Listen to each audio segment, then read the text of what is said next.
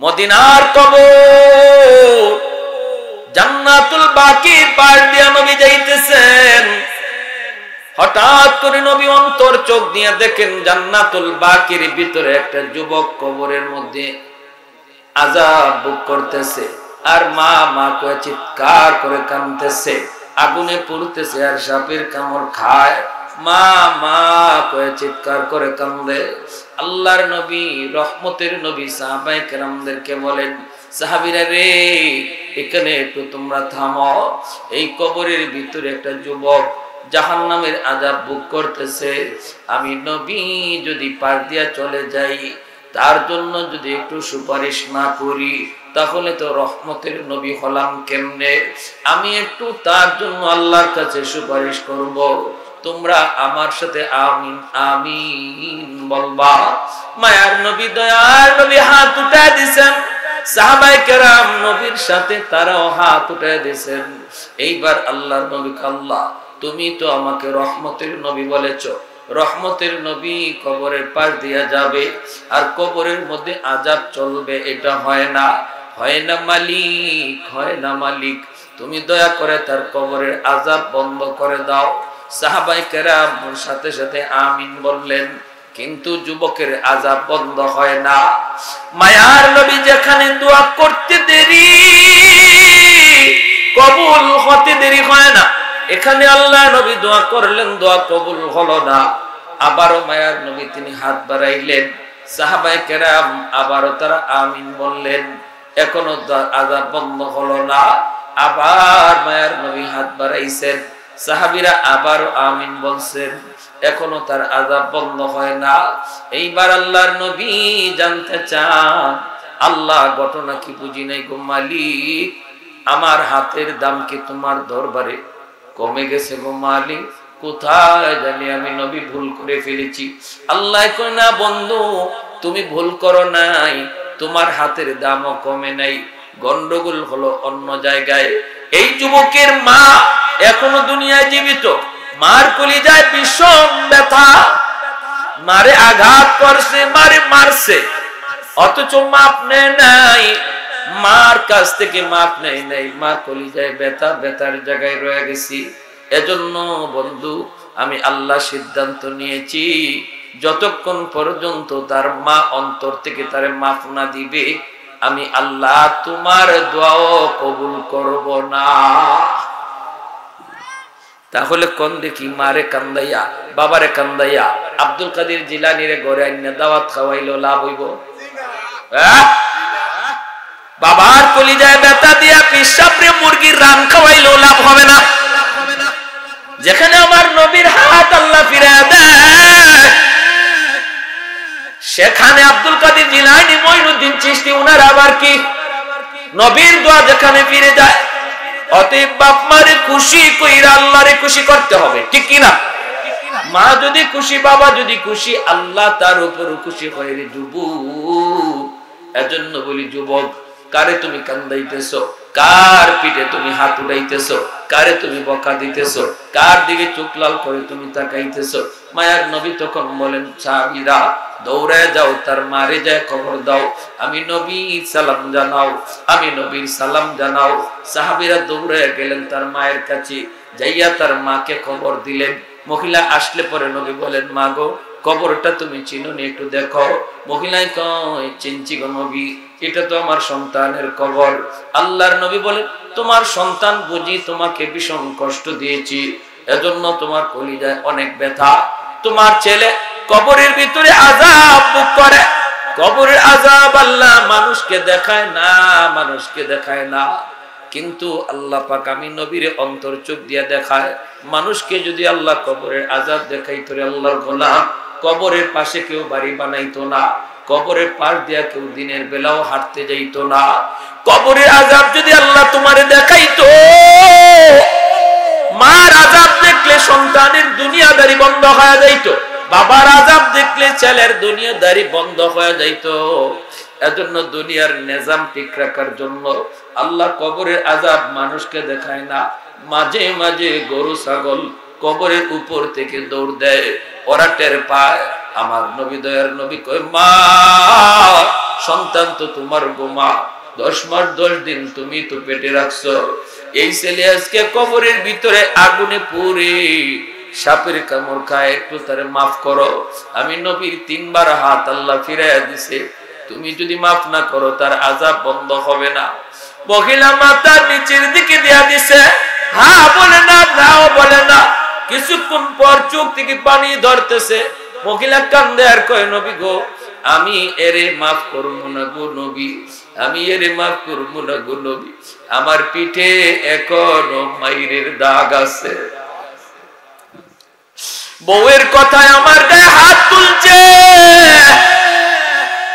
আমি মার পিঠে এখনো মাইরের দাগ, আমি এরে মাফ করবো না। আল্লাহ নবী বিপাকে পড়ে গেলেন। মা যদি মাফ না করে তাহলে তো যুবকের আযাব বন্ধ হবে না। আর আমি নবীও এইভাবে তারে ফালাইয়া যেতে পারি না, কারণ আমি নবী তার পার দিয়া যাইতেছি, অথচ সে আমার উম্মত। আমি তার জন্য সুপারিশ না কইরা কেমনে রহমতের নবী হই? আমি তো শাফিউল মুজনিবিন। মায়ার নবী তখন আল্লাহর কাছে কই, মালিক একটা আবদার করি, তুমি রাখবানি? আল্লাহ কই, বন্ধু তুমি বলো কি আবদার করবা? কই, মালিক কবরের আযাবটা আমারে যেইভাবে দেখাইছো এইভাবে তার মারেও দেখাইয়া দাও। কারণ আমি নবীর মন বলে সন্তানের বিপদ, সন্তানের আযাব, সন্তানের কষ্ট যদি মা নিজের চোখে দেখে তাহলে মার দিল নরম হয়ে যাবে। আল্লাহ কই, বন্ধু তোমার এই সুপারিশ আমি আল্লাহ কবুল করলাম। সাথে সাথে মার চোখের সামনে আল্লাহ আযাব দেখায় দিছে। এখন নবীও দেখে, মহিলা দেখে, আর কেউ দেখে না। মহিলা যেই মাত্র দেখছে সন্তানের কষ্ট, সাথে সাথে মার দিল নরম হয়ে গেছে। কারণ বাপ মার দিল, সন্তানের বিপদ বাপ মা কোনোদিন সইতে পারে না। কত বাবা সন্তানের মাথার পাশে দাঁড়ায়, আল্লাহ আমার সন্তানের অসুস্থতা আমারে দিয়া দাও, তবু আমার সন্তানরে তুমি সুস্থ করে দাও। কত মা কয়, মালিক আমি মার হায়াত আমার সন্তানরে দিয়া দিলাম, তবু আমার সন্তানরে তুমি বাঁচাও। আল্লাহর নবী যখন এই কথা বলছেন, মা যখন দেখছে সন্তানের বিপদ, সাথে সাথে মা চিৎকার করে উঠছে। চিৎকার দেখো, নবী গো, আমি বুঝি না আমার ছেলে এত কষ্টে আছে, আমি মাফ করে দিছি। মায় মাফ করতে দেরি, আযাব বন্ধ হতে দেরি হয় না। এজন্য বলি যুবক, আমার নবীর উম্মত যদি তুমি দাবি করো, নবীর আশিক যদি দাবি করো, তোমার 1 নাম্বার ডিউটি হলো মারে কষ্ট দেওয়া যাবে না, বাবার অবাধ্য হওয়া যাবে না। ঠিক কিনা জোরে করো, অবাধ্য হওয়া যাবে না। যেই ছেলে মার সেবা করে, যেই ছেলে বাবার সেবা করে, যেই ছেলে মুরব্বীদের শ্রদ্ধা করে, যেই ছেলে যৌবনে নামাজ পড়ে, যেই ছেলে যৌবনে কোরআনের মাহফিল করে, যেই যুবক যৌবনে আল্লাহর গোলামি করে, ওই যুবকের ইবাদতের উসিলায় আল্লাহ পাক জমিন টিকায় রাখছে। যেরকম সুবহানাল্লাহ। আল্লাহ পাক রব্বুল আলামিনের কাছে প্রতিদিন জমিন আবদার করে, মালিক অনুমতি দাও আমি জমিন ধ্বংস করে দিই। আর কতকাল এইরকম গুনাহ দেখব, আর কত কাল আমি জমিন এই অপরাধ দেখব। ও মালিক আর কত জুলুম দেখব, আমি জমিনের উপরে যা চলছে আমার দেখতে আর ভালো লাগে না। আসবিরু ইলা মাতা আসবিরু, আমি জমিন আর কতকাল সইব। আল্লাহ পাক রব্বুল আলামিন দমক দিয়ে কয়, রে জমিন, এ জমিন থাম থাম, আমার বান্দাদের ব্যাপারে তুমি জানো না, আমি আল্লাহ আসমান বানাইলাম কুন ফায়াকুন বইলা, জমিন আল্লাহ বানাইছেন কুন ফায়াকুন বইলা, ফেরেশতা আল্লাহ বানাইছেন কুন ফায়াকুন বইলা, কিন্তু আমারে আপনারে আল্লাহ পাক কুন ফায়াকুন বইলা বানাই নাই। আল্লাহ পাক মানুষ বানাইছে খালাকতু বিয়াদাইয়া, আল্লাহ বলে আমি আমার হাত দিয়া বান্দা বান্দিরে বানাইছি। কারণ এই চেহারার ভিতরে এত দামি কপাল, ওই কপাল দিয়া বান্দা আমার কুদরতি কদমে সাজদা দিবি। এই কপালটার এত দাম, এই কপাল ফেরেশতাদের হাতে বানাইলেও হয় না, এই কপাল কুন ফায়াকুন বললেও হয় না, এই কপাল আমি আল্লাহ নিজের হাতে বানাইছি। আল্লাহু আকবার। এ জমিন জাননি জমিনে এখনো 4টে শ্রেণী আছে, এর ভিতরে একটা হলো এখনো জমিনে কিছু যুবক আছে, যুবক যৌবনে পাগলামি করে না, যৌবনে হারাম প্রেম ভালোবাসার দিকে যায় না, যৌবনে তার কলিজার ভিতরে আমি আল্লাহর প্রেম আমার নবীর প্রেম জমায়ে রাখে, যৌবনে তার মাথায় টুপি পাওয়া যায়, যৌবনে তার মুখে দাড়ি দেখা যায়, যৌবনে সে বাপ মার সেবা করে, যৌবনে সে মসজিদে নামাজে যায়, যৌবনে সে হালাল পথে চলে, হারাম থেকে বাঁচে। ওই যুবক, যে যুবকের যৌবনে পাগলামি করার কথা ছিল, গান বাজনা করার কথা ছিল, নাচ গানের আয়োজন করার কথা ছিল, যুবক যৌবনের পাগলা করার লাগামটাই না ধরছি, ওই যুবকের কলিজার দিকে যখন আমি আল্লাহ তাকাই, এই জমিনের প্রতি আমার মায়া লেগে যায়। এজন্য আল্লাহ নবী রহমতের নবী বলেন, হাদিসে কুদসি আল্লাহ পাক বলেন, জমিন এখনো জমিনের ভিতরে 4টা শ্রেণী আছে যাদের কারণে আমি আল্লাহ জমিন টিকায় রাখলাম। লাউলা মাশাইখু রুক্কা ওয়াশশাবাবু খুশা ওয়াল আতফালু রুদ্দা ওয়াল আনআমু রুদ্দা লাজাআলতুস সামাআ হাদিদা ওয়াল আরদা খাফসাফা ওয়াত তুরাবা রামাদা ওয়ামা আনজালতু মিনাস সামাই কাতরা ওয়ামা আমবাতু মিনাল আরদি নাবাতা বাল আনজালতু আলাইকুমুল আযাবা সাব্বা। আল্লাহ পাক রব্বুল আলামিন বলেন, রে জমিন এখনো তোমরা জানো না, তোমরা যতদূর জানো আমি আল্লাহ এর চেয়ে বেশি জানি। আমি আল্লাহ দেখি জমিনের ভিতরে কেমন অন্যায় হয়, কেমন অত্যাচার হয়, কেমন জুলুম হয়, কেমন গুনার আয়োজন চলে, সবকিছু আমি আল্লাহ দেখি। কিন্তু এরপরও কেন ধরি না জানোনি? জমিনের ভিতরে এক শ্রেণী হলো বিদ্যুৎ বান্দা বান্দি, চুল দাড়ি তাদের সাদা হয়ে গেছে। আমার এমনও কিছু বান্দা বান্দি আছে কোমরে তার ব্যথা, হাঁটুতে ব্যথা, নামাজ পড়তে গেলে তার কষ্ট হয়, রুকুতে গেলে কষ্ট হয়, সাজদায় গেলে কষ্ট হয়, এরপরও কষ্ট করে করে আমাকে সাজদা দেয়। আমি আল্লাহ যখন দেখি কষ্ট করে করে আমার কিছু বান্দা বান্দি আমারে সাজদা দেয়, তখন এই সাজদার দিকে তাকাইলে এই জমিনের প্রতি আমার মায়া লেগে যায়। জমিনের ভিতরে এমনও কিছু যুবক যৌবনে পাগলামি করে না, যৌবনে সে আমার গোলামি করে, যৌবনে ভালো পথে চলে, ইয়াবা গাঞ্জা হারাম কাজে যায় না, না না নেশার জগতে যায় না, বন্ধুদের সাথে খারাপ কাজে মগ্ন হয় না। তারে দেখা যায় মসজিদে, তারে দেখা যায় রমজানে রোজা রাখতে, তারে দেখা যায় বাপ মার সেবা করতে, তারে দেখা যায় মুরব্বীদের শ্রদ্ধা করতে। ওই যুবক গুনাহ করার সুযোগ ছিল তার, এরপরও গুনাহ করে না। বন্ধুদের সাথে চুরি করার সুযোগ ছিল, এরপরও চুরি করে না। না না, তার কলিজার ভিতরে আমি আল্লাহর ভয়।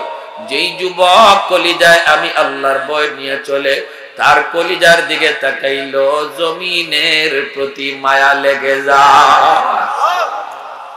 কারণ যৌবনের চাহিদা হলো গুনাহ করা, যৌবনের চাহিদা হলো পাগলা ঘোড়া দৌড়ানো, যৌবনের চাহিদা হলো বন্ধুদের সাথে মিলে অন্যায় করা। কিন্তু এরপরও যুবক তার পাগলা ঘোড়ার লাগাম টান দিয়া ধরে, নিয়ন্ত্রণ করে রাখি। ওই যুবকগুলির দিকে তাকাইলে আমার মায়া লেগে যায়। এ যুবক, এখনো বুঝি তোমার সেই হুঁশটা হলো না রে যুবক। তোমার কারণে আল্লাহ জমিন টিকায় রাখছি। বুড়া মানুষের, বৃদ্ধ মানুষের ইবাদত, যখন গায়ে শক্তি থাকে না, কষ্ট হয়, এরপর কষ্ট করে সেজদা দেয়, তার কারণে আল্লাহ জমিন টিকায় রাখছি। আর তুমি যুবক যৌবনে আল্লাহরে ভয় করে চলো, এই কলিজার কারণে আল্লাহ জমিন টিকায় রাখছে। আল্লাহু আকবার। আল্লাহ কয়, রে জমিন থাম থাম, আমার আর আমার বান্দা বান্দির ভিতরে তুই নাক গলাবি না। আল্লাহু আকবার। ওয়াল আলা কুল্লি ইয়াউমিন ওয়াল আরদু ইস্তাজিলু রাব্বাহু ওয়াল বাহরা ইস্তাজিলু রাব্বাহু ওয়াল মালাইকাতু ইস্তাজিলু রাব্বাহু। হাদিসে কুদসি আল্লাহ বলে এইরকম ভাবে জমিনে যেমন প্রতিদিন আল্লাহর কাছে আবদার করে ভূমিকম্প হওয়ার, আল্লাহ থামায় রাখে, সেমনি ভাবে সাগর মহাসাগর প্রতিদিন আল্লাহর কাছে আবদার করে, মালিক আমি সাগরের পারে যে অন্যায় হয় আর কত আমি দেখব। ও মালিক, একটু নাফরমানের দল তোমারে ডরায় না? সাগরের পারে আয়া কেমন গুনাহটা করে গল্লা, একটু অনুমতি দাও, একটু অনুমতি দাও, আমি সাগরের পানি দিয়ে পুরো জমিনটারে পাক বানায় দেই। ওই নাফরমানগুলি জমিনের নাপাক বানায় ফেলাইছি, আমি বঙ্গোপসাগরের পানি, এই পানি দিয়ে জমিন পাক বানায় দেই। আল্লাহ কই, সাগর থাম থাম, কথা বলবি না, এটা আমার আর আমার বান্দা বান্দির বিষয়। আমার বান্দা যৌবনে আমি আল্লাহর ভয় করে চলে, তার দিকে তাকাইয়া আমি জমিন টিকায় রাখছি। কত যুবক যৌবনে কবরে চলে গেল, খেলার সাথী ডাইনে তাকায়া দেখো কবরে শুয়ে রইছে, লেখাপড়ার সাথী কবরে শুয়ে রইছে, ঘর থেকে বাপ মার কাছ থেকে বিদায় নিয়ে বের হন, আর বাপ মার কাছে ফিরে আসে না। যুবক সন্তানের কাছ থেকে বাবা বিদায় নিয়ে যায়, আর সন্তানের কাছে ফিরে না। এখন তো মানুষের বৃদ্ধ হওয়ার টাইম পায় না রে ভাই, যৌবন কালেই কবরে চলে যায়। মানুষের গড় আয়ু অত্যন্ত কমে আসছে। এক সময় ছোটবেলা আমরা রাস্তাঘাটে অনেক মুরব্বী দেখতে পাইতাম, এখন আর রাস্তাঘাট বাজারে মুরব্বী দেখা যায় না, কারণ মানুষ মুরব্বী হওয়ার টাইম পায় না, এর আগেই কবরে চলে যায়। কোন আশায় তুমি এখনো মসজিদ থেকে দূরে, কোন ভরসায় তুমি এখনো গুনার কাজে লিপ্ত রে আল্লাহর গোলাম? সেদিন আমার মসজিদের পাশে একটা টেইলার কাপড় সেলাই করে, ঈদের রাত সবাই সকালবেলা গেছে কাপড় আনার জন্য, যা দেখে তার দোকানের শাটার বন্ধ। টাটকা যুবক, শাটার বন্ধ, ডাকতেছে, শাটার খুলে না খুলে না, অথচ দোকানের ভিতরে এখনো মোবাইলে গান বাজতেছে, গান বাজতেছে। সবাই ডাকে শুনে না, শাটার ভাঙ্গে ভিতরে ঢুইকা দেখে মোবাইলের জায়গায় মোবাইল পরে আছে, মেশিনের জায়গায় মেশিন আছে, কিন্তু যুবক নাই, যুবকের বডিটাও মেশিনের সাথে পইরা রইছে। এই যুবক কি জানতো এই রাতটাই তার জীবনের শেষ রাত? যদি জানতো তাহলে গান বাজনা শুনতো না। তুমি যে রাতের বেলা গান শুইনা শুইনা ইয়ারফোন লাগে ঘুমাইতেছো, তোমার এই গ্যারান্টি কে দিল আল্লাহর গোলাম? কে দিল এই রাতটা তোমার জীবনের শেষ রাত হবে না, এই ঘুমটা তোমার জীবনের শেষ ঘুম হবে না? এই গ্যারান্টিটা তোমারে কে দিল? কে তোমারে দিল তুমি সকালে জাগনা হবা? কে তোমাকে গ্যারান্টিটা দিল? কত যুবক ঘুমায় আর ঘুম থেকে উঠে না, জীবনের শেষ ঘুম হয়ে যায়। এজন্য যুবক হাতে ধরে বলি, যুবক, এ যুবক একটু দিলটারে বুঝাও, দিলটারে নরম করো। আল্লাহ তোমার ইবাদতটারে বড় পছন্দ করে। যত ওলি আল্লাহ এই জমানায় গুজরে গেছেন, সমস্ত ওলিরা আল্লাহ পাকের ওলির খাতায় নাম লেখাইছেন যৌবন কালে। যৌবনের ইবাদতটা হলো আল্লাহর ওলি হওয়ার বয়স। যৌবনের ইবাদত আল্লাহর ওলি বানায়। লা ওয়ারাকাল কাফি, এটা আমার নবীর হাদিস। আও কামা ক্বালান নবী আলাইহিস সালাম, যৌবনের ইবাদত মানুষকে আল্লাহর ওলি বানায়। ওলি কারণ তার গুনাহ করার সুযোগ ছিল, শক্তি ছিল, এরপরও গুনাহ করে না।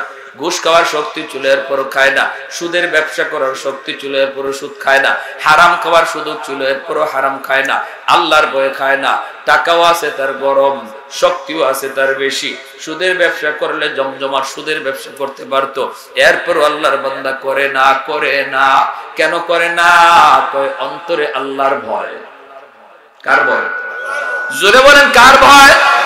অন্তরে আল্লাহর ভয়। এজন্য হারাম খায় না, হারাম কাজে যায় না। আল্লাহ পাক রব্বুল আলামিন মায়ার নবী, দয়ার নবী তার হাদিস শরীফে জানায় দিয়েছেন, এই যুবকটাই হলো তোমাদের মধ্যে যৌবনে আল্লাহর ওলি। সুবহানাল্লাহ। কারণ তার সুযোগ ছিল গুনাহ করার, এরপরও করে না। সুযোগ ছিল অন্যায় করার, এরপরও করে না। গায়ে শক্তি ছিল বৃদ্ধ মানুষটারে ধমক দেওয়ার, কিন্তু ধমক দেয় না। কারণ হলো তার অন্তরে কার ভয়? আরেকটু জোরে বলেন, কার ভয়? আল্লাহু আকবার।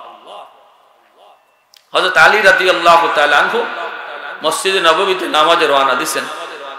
একটা চিকন গলি, গলির মধ্যে যাইয়েই দেখেন একটা বুড়া মানুষ লাঠিতে বর দিয়ে গলি পার হইতেছে।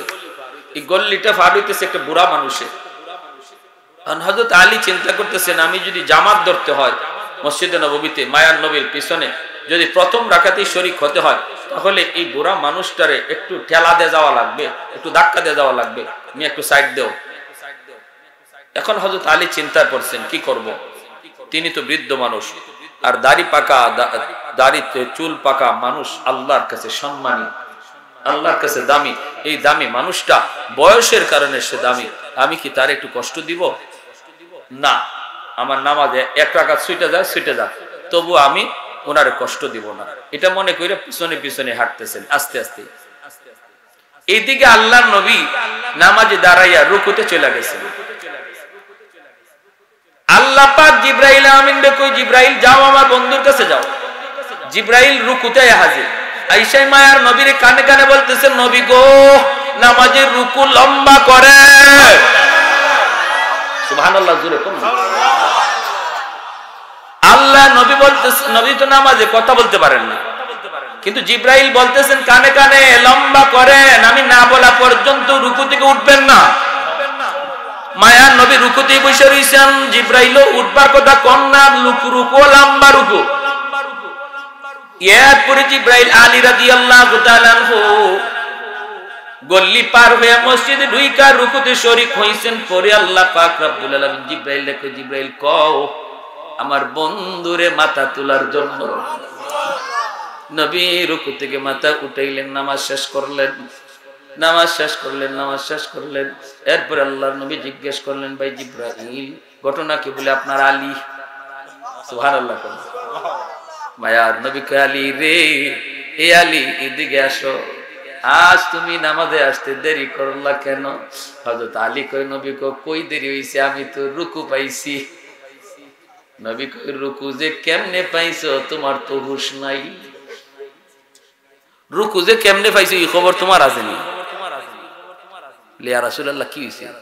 বলে আমারে জিবরাইলে রুকুতে আয়া কয় মাথা তুলতাম না, তো মাথা তুললেন না। আলী নামাজে শরীক না হওয়া পর্যন্ত মাথা তুললেন না। আমি তো নামাজের ভিতরে আর বাড়তি কথা কইতাম পারি না, এটা কি অবস্থা? আলীর লাগি রুকু আল্লাহ আমার লম্বা করে দিছে। কি রে আলী কি হইছে কও তো, আজকে বহুত লম্বা রুকু করছি তোমার জন্য। এমনি আলী টের পাইছে, ওরে আল্লাহ ঘটনা কই ফন্ত গেছে। আলী কই, ইয়া রাসূলুল্লাহ বের হইছি আমি সঠিক টাইমে জামাত ধরার জন্য। ঘটনা হলো একজন বৃদ্ধ মানুষ, তার সম্মান জানাইতে যায় আমার একটু দেরি হয়ে গেছে গো নবী। আল্লাহ নবী তখন বলতেছেন, আলী রে এই বুড়া মানুষটাকে তুমি তারে চিনছনি? হযরত আলী কই, নবী গো গল্লি পার হওয়ার পর আমি তাকায় দেখি লোকটা মুসলমান না, সে হলো একজন ইহুদি, কিন্তু চুল দাড়ি তার সাদা। আল্লাহ পাক রব্বুল আলামিন ইহুদি হওয়ার পরও তার চুল দাড়ি সাদা হওয়ার কারণে তারে ইজ্জত করে আল্লাহ এত খুশি হইছে। আল্লাহ পাক তার হাবিবকে রুকু লম্বা করতে বলছে। নবী এবার চোখের পানি চাইরা কই, উম্মতের দল তোমাদের চুল দাড়ি যদি সাদা হয় আর যদি তোমরা ঈমানওয়ালা হও, বলো আল্লাহর কাছে তোমাদের কি দাম? একটু বেঈমান চুলদারি সাদা হওয়ার কারণে আল্লাহর কাছে এত দামি হয়ে গেল, তারে সম্মান দিতে যাইয়া সম্মান দেওয়ার কারণে আলীর জন্য আল্লাহ নামাজ লম্বা করে দিছে। এজন্য বলে মুরব্বীদের সাথে বেয়াদবি করবা না। আল্লাহ নবীর কাছে যুবক এই প্রশ্নটাই করেছিল, নবী গো আমার আম্মা কবরে, আমার আব্বা কবরে, আমি আমার আব্বা আম্মার জন্য কি করব গো নবী? আল্লাহ নবী কয়, পাঁচটা কাজ কইরো, এর ভিতরে একটা কাজ হলো তোমার বাবার বয়সের যে মানুষগুলি তুমি দেখো, বাবার বয়সের মানুষ, ওদেরকে দেখলে বাবার মতো শ্রদ্ধা কইরো, তাহলে আল্লাহ পাক তোমার বাবার কবরে তোমার খেদমত পৌঁছায় দিবে। বাবা তাদের সাথে চলতো, তাদেরকে দেখলে বাবার মতো শ্রদ্ধা কইরো। বাবার বয়সের মানুষের সাথে কখনো বেয়াদবি করবা না, বেয়াদবি করলে বাবা কবরে কষ্ট পায়। মা দুনিয়ায় নাই, ইকরাম সাদিকিহিমা মিন বাদিহিমা, মা দুনিয়ায় নাই কিন্তু মার বান্ধবী আছে, মার সমবয়সের মহিলা আছে, ওদেরকে পাইলে পরে মার মতো তুমি শ্রদ্ধা কইরো। যখনই তাদেরকে মার মতো শ্রদ্ধা করবা, চাচি একটা চা খায় যান, চাচি একটা পান খায় যান। আমার আম্মা দুনিয়ায় নাই, যদি আম্মা থাকতেন তাহলে তো বাড়িতে আসতেন। আম্মা থাকতে আপনি কতবার আসছেন, চাচি একটাবার বাড়িতে আসেন না। ঈদের সময় একটা শাড়ি কিনে দিলেন, একটা শাড়ি কিনে দিলেন, সাহায্য করলেন। আল্লাহ নবী রহমতের নবী কই, যুবক, যখনই তুমি তোমার মার বান্ধবী এবং মার সমবয়সীর মহিলাকে তুমি শ্রদ্ধা করবা, সম্মান দিবা, সেবা করবা, আল্লাহ তোমার মার কবরে সেবা পৌঁছে দিবে। আরে তাকবীর, নারে রিসালাত, আহলে সুন্নাত ওয়াল জামাত জিন্দাবাদ, আল্লামা মুফতি নাসিরউদ্দিন আনসারী শাহেদ জিন্দাবাদ। 2 নম্বরে নবী বলেন, সিলাতুর রাহমিল্লাতি লা তুসালু ইল্লা বিহিমা। তোমার মার যারা রক্তের মানুষ, বাবার যারা রক্তের মানুষ, নবীজির হাদিস বলতেছি, মনোযোগ দিয়ে শুনেন। নবী বলতেছেন, তোমার আব্বার যারা রক্তের মানুষ, মার যারা রক্তের মানুষ, ওদেরকে তুমি সম্মান কইরো, এদের খোঁজ খবর রাখো, এদের সেবা কইরো, খোঁজ খবর নিও। নবী বলেন, যখনই বাবা নাই, বাবার রক্তের মানুষ হলো চাচা, বাবার রক্তের মানুষ হলো ফুফু, বাবার রক্তের মানুষ হলো চাচাতো ভাই বোন, বাবার রক্তের মানুষ হলো ফুফাতো ভাই বোন। ওদেরকে পাইলে পরে, বাপ পাইলে পরে একটু খোঁজ খবর নিও, এদের প্রতি তুমি ভালো নজর রাখো। যখনই বাবার রক্তের মানুষকে তুমি সেবা করবা, তাদেরকে সাহায্য করবা, আল্লাহ বাবার কবরে তোমার খেদমত পৌঁছে দিবি। মা দুনিয়ায় নাই, কিন্তু মার রক্তের মানুষ আছে। মার রক্তের মানুষ খালা, মার রক্তের মানুষ হলো মামা, খালাতো ভাই বোন, মামাতো ভাই বোন, নানা নানি, এদের খোঁজ খবর তুমি যখনই নিবা, অন্তত মোবাইলের মাধ্যমে যখন জিগাইবা, মামা কেমন আছো, মামা মামি তুমি কেমন আছো, নানা কেমন আছো, নানি কেমন আছো। মায়ার নবী কইরে, যুবক, যেন তুমি মায়ের কবরে ফোন লাগাইছো। সুবহানাল্লাহ। যেন মার কবরে ফোনটা লাগাই কইতেছে, আম্মা তুমি কবরে কেমন আছো। যখনই মার রক্তের মানুষের কাছে একটা ফোন দিয়ে ভালো করে জিজ্ঞেস করো, মন গড়া আমল করার দরকার নাই তো। শুনেন আমার নবী কি বলতেছেন, আমার নবী কি বলতেছেন, মৃত মানুষের জন্য আমরা কি করব। 3 নম্বরে নবী বলেন, ইনফাজু আহদিহিমা মিন বাদিহিমা। তোমার বাবার কাছে যদি কোনো মানুষের কোনো পাওনা থাকে, পাওনা, এই পাওনাটা তুমি দ্রুত পরিশোধ করো। বাবা যদি কারো হক নষ্ট করে থাকে, তুমি হকটা ফিরিয়ে দাও। তোমার বাবা যদি তোমার ফুফুদের হক নষ্ট করে থাকে, ফুফুদের সম্পদ দেয় নাই, বাবা যদি মারা যায়, ভাই বোনের সম্পদ বন্টন করে দেয় কে? বাপ মারা যাওয়ার পরে সম্পদের বন্টনটা করছেন কে? কোরআনে আল্লাহ করছেন। অতএব এটা মেম্বারে বাদ করে দেওয়ার কোনো অধিকার নাই, চেয়ারম্যানে বাদ করে দেওয়ার কোনো অধিকার নেই। এটা এক আল্লাহ নিজে সিল মারা দিয়েছেন। সিল মারা, ছেলে কদ্দুর পাইব, মেয়ে কদ্দুর পাইব, হ্যাঁ বোন কদ্দুর পাইব, ফুফুরা কদ্দুর পাইব, আল্লাহ পাকের কোরআনে সিল মারা। এখন যদি বাবা, তোমার বাবা যদি কোনো ভুল করে থাকে, তোমার ফুফুদের অর্থাৎ তার বোনদেরকে যদি সম্পদ না দিয়া থাকে, আর তুমি জানো এটা যে তোমার ফুফুরা ঠকছে, তোমার ফুফুদেরকে তোমার আব্বা তোমার দাদার অংশ দেয় নাই, দাদার বাড়ির অংশ দেয় নাই, জমির অংশ দেয় নাই, আল্লাহ নবী বলেন দ্রুত তাদের হক ফিরে দাও। ফুফুরে ডাকো, ফুফাতো ভাই বোনরে ডাকো, ডাক্কা কও, ফুফু আব্বা ভুল করছে, আব্বারে মাফ করে দিও, নিয়ে যাও। নবী বলে এতটুকু না কইরা বাবার নামে 40টা না 100টা গরু জবাই কইরা জিয়াফত করলো, বাপের কবরের আগুন এক জাররাও কমবে না। এত কঠিন বিষয়। গরু জবাই করে জিয়াফত পরে আগে যদি বাবা কারো হক নষ্ট করে থাকে, এটা তাড়াতাড়ি ফেরত দাও যদি কবরের আগুন নিবাইতে চাও। এজন্য কোনো বাবা এমন করবেন না, মেয়েদেরকে ঠকানোর জন্য ছেলের নামে জমি লিখে যাইবেন। পৃথিবীর কোন শক্তি নাই আপনার কবরের আগুন নিবাইতে পারে, যদি সন্তান আপনার ছেলে যদি এটা স্বইচ্ছায় ফিরাইয়া না দেওয়া পর্যন্ত, ফিরাইয়া না দাও। আর আপনার মরার পরে ছেলে যেই জমি ফিরাই দিব, এর তো কোনো গ্যারান্টি নাই। অতএব আপনি কেন এই আগুন লইয়া কবরে যাইতেছেন? জাহান্নামের আগুন দুনিয়ায় থাকতেই মাথায় লইয়া কবরে যাইতেছেন। যেই বাবা ছেলেদেরকে লেখা সম্পদ দিয়া যায়, মেয়েদেরকে ঠগায়, সাবধান। আর যদি তুমি সন্তান হয়ে জানো যে বাবাই ভুলটা করছে, যদি বাবার নেক সন্তান হও, যদি বাবার প্রতি সামান্যতম দরদ তোমার অন্তরে থাকে, তাহলে দ্রুত এই হক পরিশোধ করো। প্রতিবেশীর কোনো জমি বাবা দখল করে রাখছে, এটা দ্রুত জমি ফিরিয়ে দাও, দ্রুত ফিরাও, নতুবা বাবার কবরের আগুন নিভবে না। এটা এমন এক সঙ্গীন বিষয়। এটাকেই বলে হকুল ইবাদ, এটাকেই বলে বান্দার হক, যে ব্যাপারে আল্লাহ বিন্দু পরিমাণ কোনো ছাড় দিবে না, যে ব্যাপারে আল্লাহ বিন্দু পরিমাণ একটু দরদ দেখাবে না। মেহমান নিয়ে আসেন। এরপরে হইল আল্লাহ নবী বলছেন 4 নাম্বার, নবী বলেন 4 নাম্বার হলো বাপ মার নামে বেশি বেশি দান করো। মসজিদের ভিতরে মসজিদে দান, মাদ্রাসায় দান, বাবার নামে দান করো, মায়ের নামে দান করো। যখনই তুমি মসজিদ মাদ্রাসা গরিব মানুষে তুমি বাপ মার নামে দান করবা, তখনই তোমার বাপ মার কবরে আল্লাহ পাক তোমার খেদমত পৌঁছায় দিবে। সুবহানাল্লাহ বলেন। 5 নম্বরে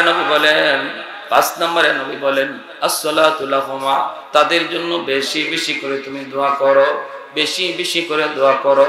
যে দোয়াটা আল্লাহ কোরআনের মধ্যে শিখাইছেন, রাব্বির হামহুমা কামা রাব্বায়ানি সগীরা, রাব্বির হামহুমা কামা রাব্বায়ানি সগীরা। এই দোয়াটা বেশি বেশি বাপ মার জন্য করো। যখনই তুমি এই দোয়াটা করবা, তখনই আল্লাহ পাক বাপ মার কবরে তোমার খেদমত পৌঁছায় দিবে। তাহলে আমরা আমাদের মুর্দেগানের জন্য নবীর হাদিস থেকে আমল পাইলাম কয়টা?